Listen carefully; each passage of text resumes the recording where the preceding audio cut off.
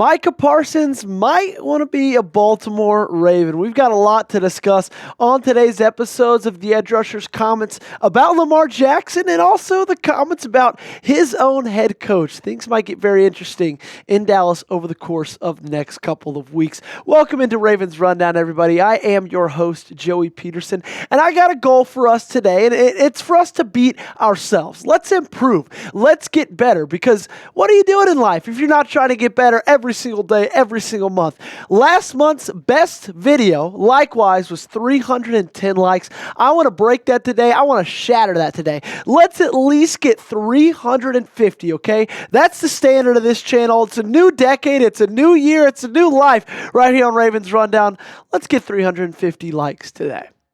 All right, we start with the fact that Micah Parsons was absolutely fangirling over Lamar Jackson on his own podcast just yesterday. And I have my own opinion on player podcasts, but he's got one of them, and he had some really good things to say about our QB1.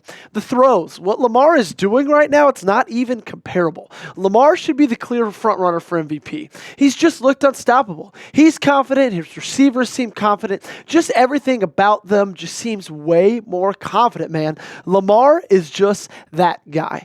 And the thing is about Micah, this isn't the first time that he's had glowing reviews on Lamar Jackson. If you can remember back about, 6-7 weeks ago? Man, this NFL season's absolutely flying by. But week 4, Baltimore traveled to Arlington to play the Dallas Cowboys, and Micah had some great things to say about Lamar then as well. In terms of what he has accomplished in this league, he is probably the best dual-threat quarterback in the league and in history.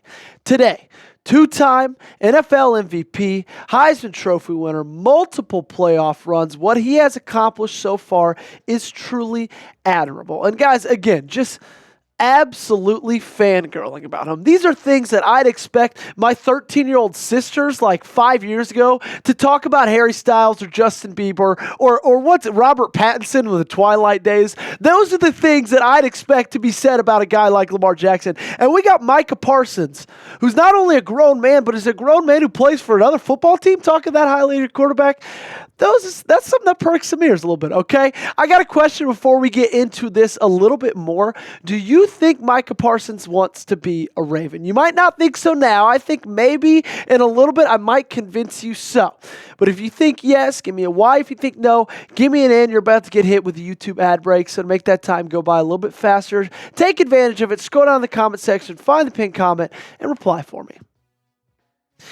You know, that's not all necessarily newsworthy. Those comments, those quotes, they're great to talk about. I think they should make us feel excited about the quarterback that we have and kind of the state of this team.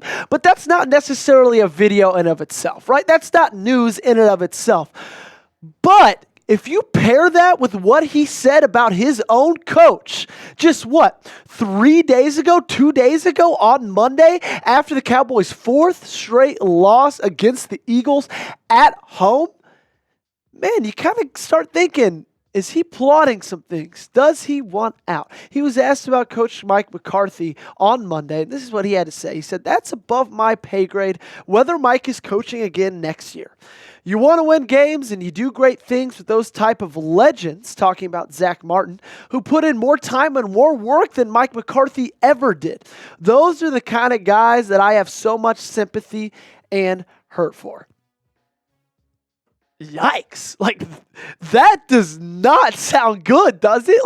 Imagine if after the game they interviewed Odafe Oweh or Metabike or Kyle Van Noy, and he was saying those kind of things about John Harbaugh. Now, maybe, I don't know if you agree or not. You might when it comes to John Harbaugh. But at the end of the day, that's never something you want your star players to be saying to the media about their coach. And so when you pair that quote with the things he's saying about Lamar Jackson, could he be hinting at where he wants to be in the future? And that's the question. Is Micah on his way out of Dallas? I think maybe. And we're going to look at that all in just a little bit. But before, I got to give a massive shout out to the sponsor of today's video, and that is PrizePicks. PrizePicks is the easiest and the most exciting way to play daily fantasy sports. And you can now win up to 100 times your money on PrizePicks with as little as 4 correct picks. And PrizePicks puts its members first, so all withdrawals are fast, safe, and secure. Sign up today and get $50 instantly when you play $5. You don't even need to win to receive the $50 bonus. It's guaranteed. PrizePicks also offers weekly promotions that can lead to big payouts like Taco Tuesday. PrizePicks discounts select player projections up to 25% to provide even more value for your lineups. PrizePicks is the best way to win real money this football season. Which players are going off? Which ones aren't? Make your picks in less than 60 seconds and turn your sports opinions into real money all season long on PrizePicks. Guys, I'm playing PrizePicks, and I think you should as well because it is so much fun. This past Friday, my wife and I went to see the Dallas Mavericks play, and we were like, hey, let's get a PrizePicks lineup going. We're on I-75 on the way to the game, and we just chose more or less on 3 players, 2 from the Mavs, 1 from the Suns, and I'm not going to tell you if we did well because, spoiler alert, we didn't. But we still had a whole heck of a lot of fun watching the game with a little bit of juice with PrizePicks. So here are my PrizePicks for this upcoming day and weekend. I have Lamar Jackson more than 235.5 passing yards. And then I have Jason Tatum less than 26.5 points for tomorrow's game. You know, got an ankle injury Tuesday night against the Hawks. I don't think he'll be scoring. They got another option in Boston. So download the PrizePicks app today and use code CLNS and get $50 instantly when you play $5. That's code CLNS on PrizePicks to get $50 instantly when you play $5. You don't even need to win to receive the $50 bonus. It's guaranteed. PrizePicks, run your game. Let's take a look into what Micah has been able to do the last 4 seasons with Dallas, and it's been pretty phenomenal. Only played in 5 games this season. He's already got 3 sacks and a forced fumble. His 2023 stats were phenomenal, as well as 2022 and 2021. Over 13 sacks in each of those seasons, over 13 tackles for loss in each of those seasons. 2 of those with 60 or more tackles, 1 of those with 80 or more tackles, each with a good amount of forced fumbles as well. He's been on an absolute tear, so he's a guy you want to get on your football team. But why might he be out, okay? Because I've got a lot of really good reasons. And my number one reason, the Cowboys suck. They are so bad.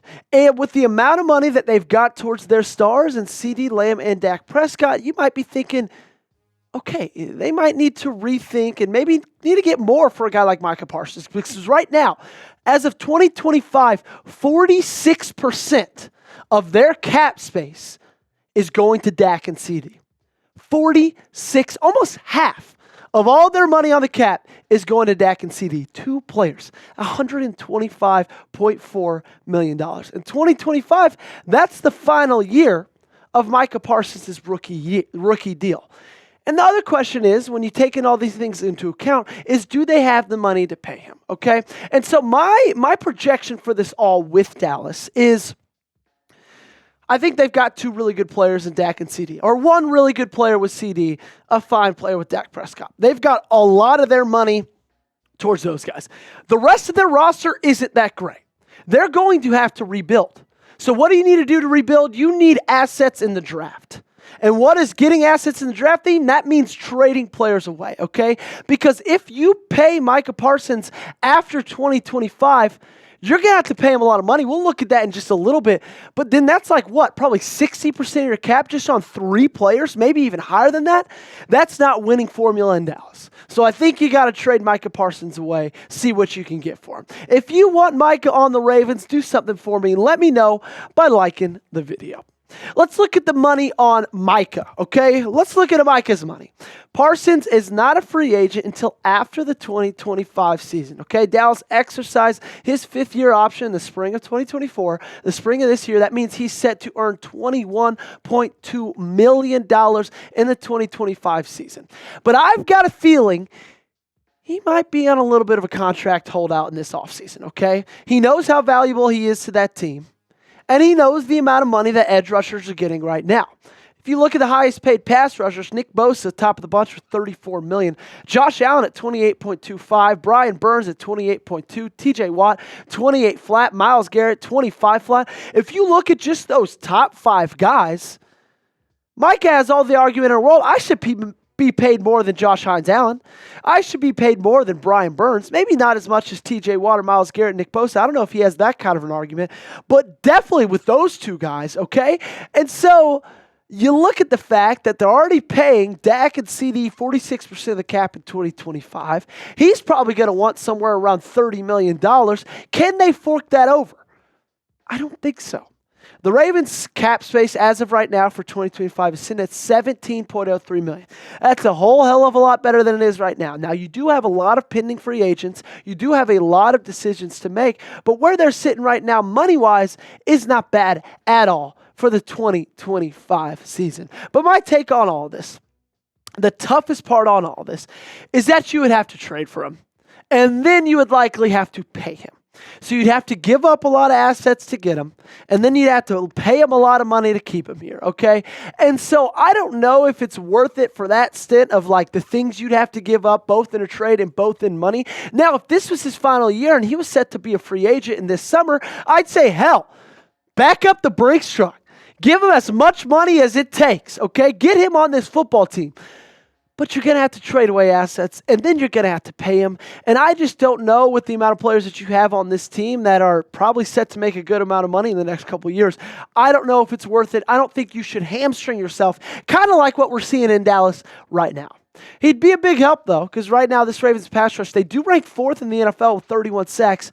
However, they're middle of the pack with sack percentage, and they're in the bottom of the pack in quarterback pressure rate at 31.9%.